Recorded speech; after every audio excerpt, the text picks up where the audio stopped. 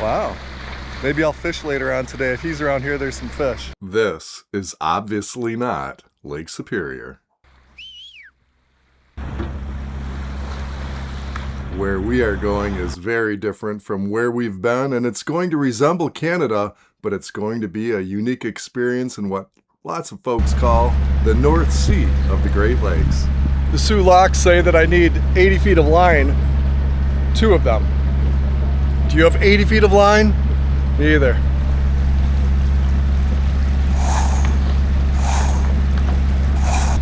But I just found 40. I'm going to have to tie a couple lines together, and I have to use a couple of my long lines. Got some spare stuff, but honestly, 80 feet of line, yeah, I need to tie together a couple. And yeah, I have to scavenge a little bit off the deck of the boat. My roller furler, I won't need it for a while. So I've secured the barrel, and I'm going to use that line. As you may know, Lake Superior does have lampreys in it. So those are eels, and we are then actually headed into eel-infested waters. So when I say that, going through eel-infested waters on a boat like this in the middle of nowhere, for me to feel as though I'm being followed, that just seems inconceivable. The Humber Grot Splitoff. Sounds like something out of James Bond. Goldfinger, gonna take us on the Humber Yacht Splitoff. Hey, locks can be intimidating for all of us, and I was certainly intimidated by the Soo Locks, but I just waited for one commercial vessel to clear, and then I was right in and things went smoothly. I was impressed. I tried to get some of this in slow-mo, and then I heard my camera go tinkle, tinkle, tinkle, so I'm not sure what I got actually, but this is cool. And the folks here are so helpful, man. They tossed me down the lines. I wasn't prepared for that. I was tying together my own lines to give me 80 feet. And they threw me down this jump rope, which is perfect. And this is going along fairly well. We'll see if I can get out of this without mayhem. Want to be on YouTube? So someday, like a couple of months from now, on Stir Crazy Sailing and Adventures, with a whole 1,000 subscribers, you too can be recognized by your friends and enemies alike.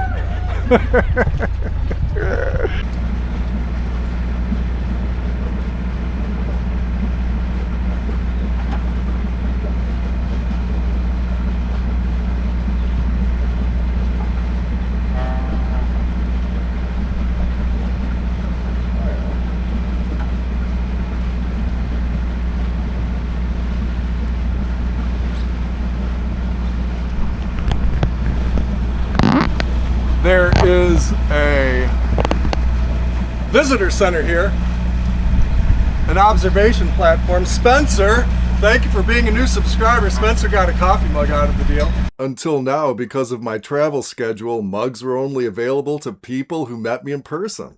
Stir Crazy mugs for every crew member. Available through, with Venmo. I'll put something in the description and on the website. Thanks, crew. And then Kyle, thank you for helping me with the lines. You rock. Kyle works for the Soo Locks. Thank you, Kyle. This has been a great experience. Let's get moving, shall we? This is Lake Superior. Welcome to it.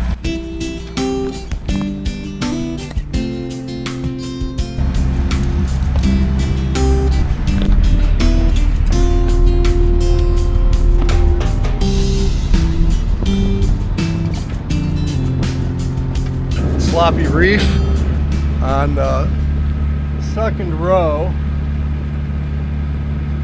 up, and that's just what I should do at night, right?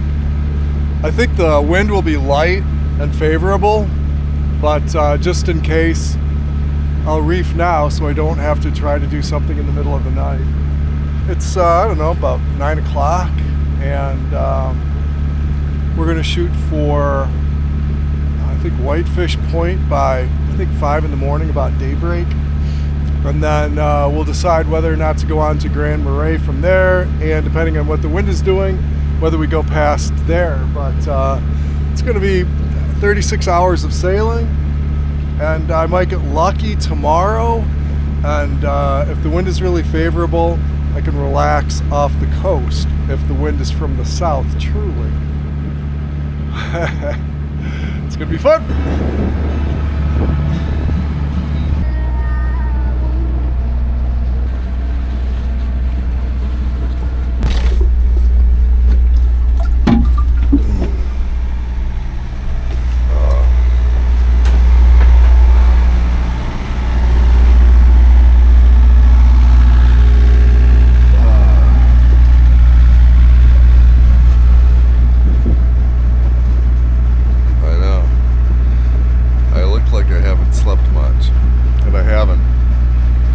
Long motor, 24 hours pretty much, and the sun is up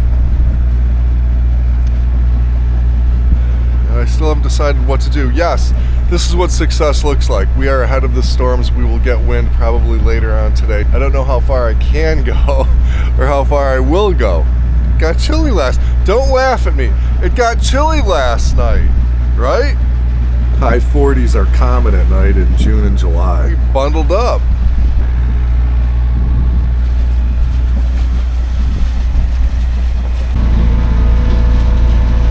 Well, it's calm out there. Let's make some fruit smoothie.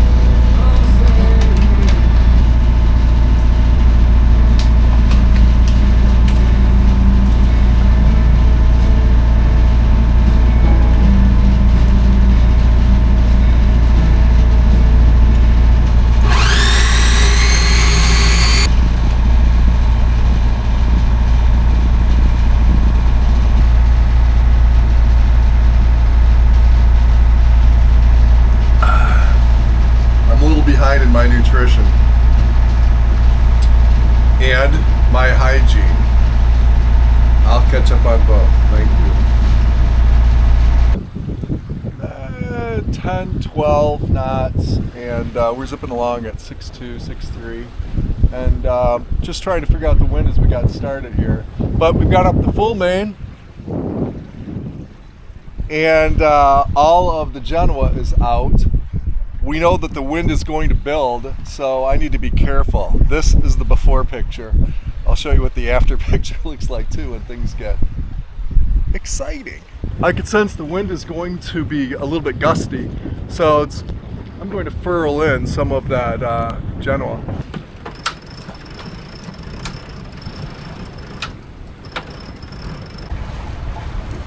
We had lots of wind on this sail, so I'm going to turn down the sound for a bit because there was so much wind noise, and we're going to do some sailing and listen to some music today. Gusty.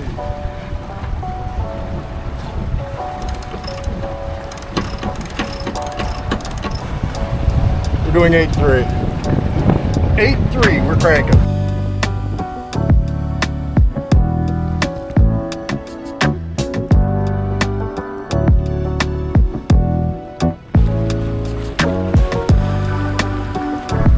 How much is the auto helm helping? This will show you.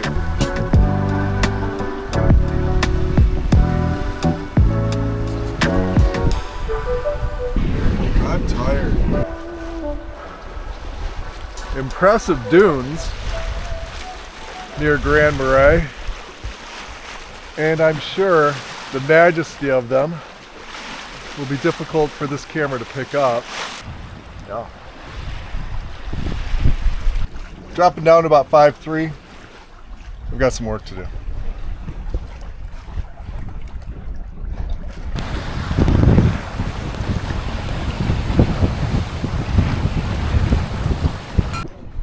I got out some bug spray for some flies earlier, and I had forgotten that when it gets on the fiberglass, it turns it to ice. Same thing with the cabin sole. So I'm wiping my feet frequently and thinking about how slippery the deck could be if I have to go up.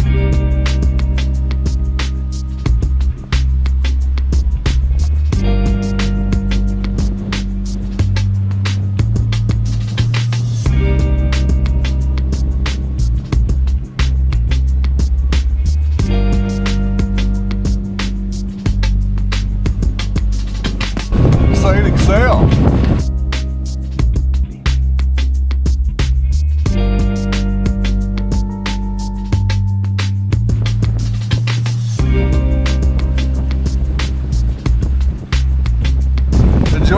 ride.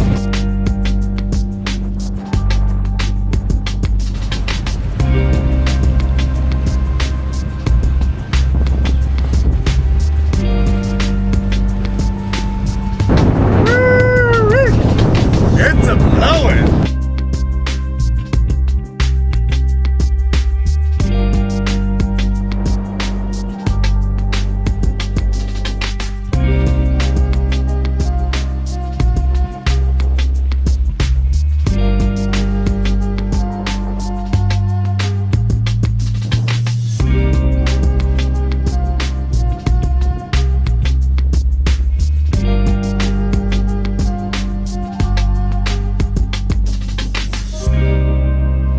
Sorry about the wind. We're doing 5253 with 2 reefs in, just under Maine. We're going to round a point. Get a good look at my teeth there. I'm sorry. We're going to round a point in a moment. I'm trying to block the wind, and then we'll see how strong the wind is and whether or not we should open up the Genoa a little bit. 5-6 with 2 reefs in. Welcome to Lake Superior.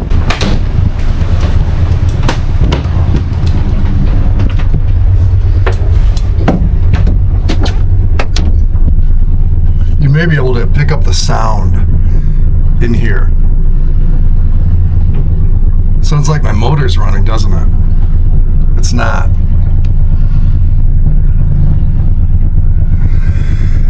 Something is on my prop, and my prop is turning just freely. Seaweed, probably a piece of net or rope from something. That's a drag. Well, if it doesn't come off when we get into Marquette, I'll have to go underneath and take a look, but it's unsettling. Crazy, isn't it? It's 9:30. We have the potential of gusty winds and hail in a storm at 11. I would love to be able to anchor and go underneath the boat in freezing cold water and try to cut off whatever is down there. But instead, I'm going to shake out my reefs while we've got a lull here, my reef, and take my chances later. Try not to use the motor until I have to.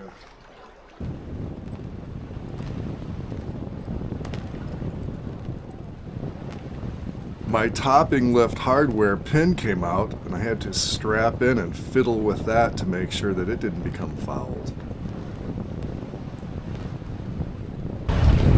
With 2 reefs in and 100% out.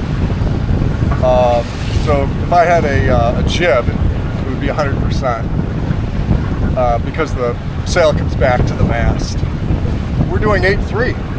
Very comfortable 8-3. Reefing was definitely the right decision. Holy cannoli. I know you serious sailers out there are saying, of course, but I thought about sailing full main and no Genoa jib. That would have been the wrong decision. I know, you're right. I'm saying you're right. You're hollering at your phone, your TV, your tablet, I get it. The reefs were in, the reefs were out, the wind was up, the wind was down. We did get into Marquette Harbor. It was time to drop the sail and eventually get underneath the boat to see if I had something tore up on my prop. Am I rolling? I am. Well, we'll see what I sucked up on my prop if it's still there.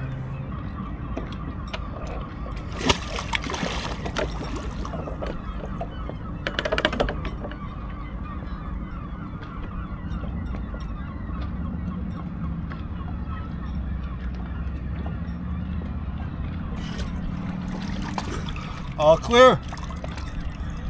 Whatever it was, it came off. When I locked it into reverse,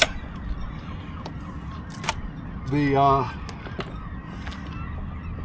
constant motion of the boat must have freed it somehow, because I tried forward, I tried reverse under sail, and it wouldn't come off. So I figured some net or something, and I didn't see any damage like to the hull or anything like that. Not even any paint missing.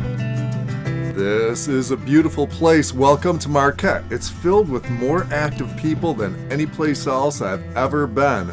More fun ahead. Thanks again for joining me.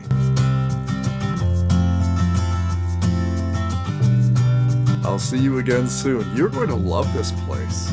I'm sure of it.